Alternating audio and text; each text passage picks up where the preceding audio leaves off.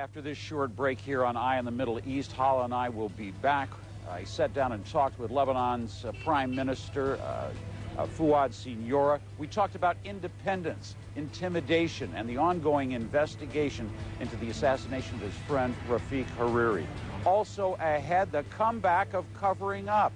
We'll take you to Syria, where there's a bit of a return of old-fashioned. Stay with us.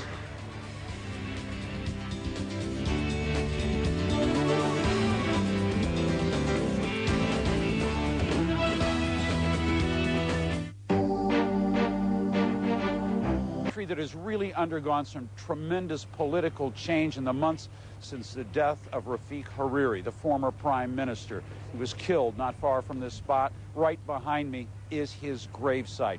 Today we sat down and talked with one of his close friends and a former financial advisor and finance minister here in Lebanon, Fouad Siniora, who now serves as prime minister. Here's a part of that conversation.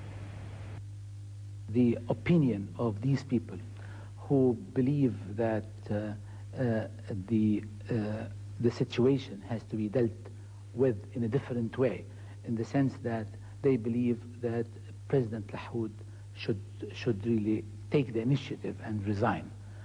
These people have to be respected.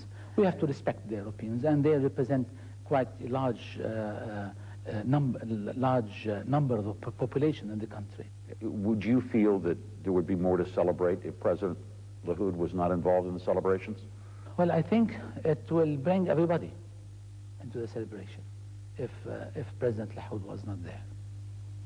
Let me move on to some of the other points, and certainly most critical among them is the ongoing international investigation by Detlef Melis into the assassination of former Prime Minister Rafiq Hariri. What is the latest on that? They've been negotiating in the last days.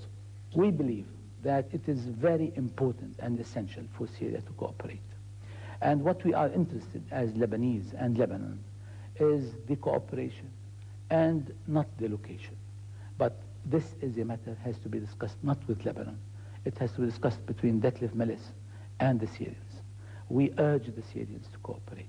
It is in their interest. And everybody, all their friends around the world, the Syrians, they are encouraging them, recommending for them that they should cooperate. It's for their interest.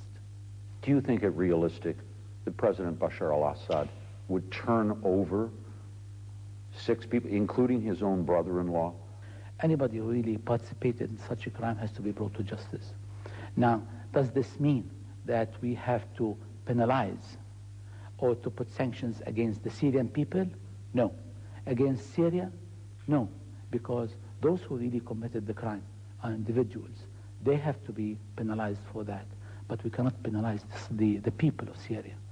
Also very clear to the Lebanese people is what they have seen from pro-Syrian voices, whether it's in the media in Damascus or even among some political parties, like the Ba'ath Party here in Lebanon, warning of a risk of a return to civil war, a risk of violence here. How real is that risk? Those who are really declaring these statements or giving us warnings in this respect, they are expressing their wishes, what they wish that they will happen, so that it will bring them back to the limelight or to the attention of the people. Is this meant to intimidate? This is, again, definitely is intended to intimidate, and to intimidate whether the politicians or the internal security or the judicial system. Yes, it is intended to intimidate. But there has to be a new relationship, a relationship that doesn't include the use of assassination. Lebanon is one of a country in the Arab world that has suffered a great deal of political assassinations. We want the truth behind what really happened to the assassination of Hariri, but we want to really give this as a lesson for anybody who might really think in the future of resorting to this way of political elimination. Rafiq Hariri, what would he think today? Rafiq Hariri is a very close friend of mine. He is somebody that I will remember every hour. He is with us, and he has been behind a great deal of the achievements that have been done even after his assassination.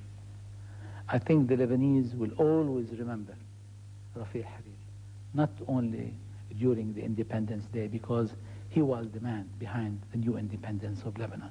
I think his legacy will stay with us. He will stay forever. People will always remember. I myself, I will not forget a brother and a friend.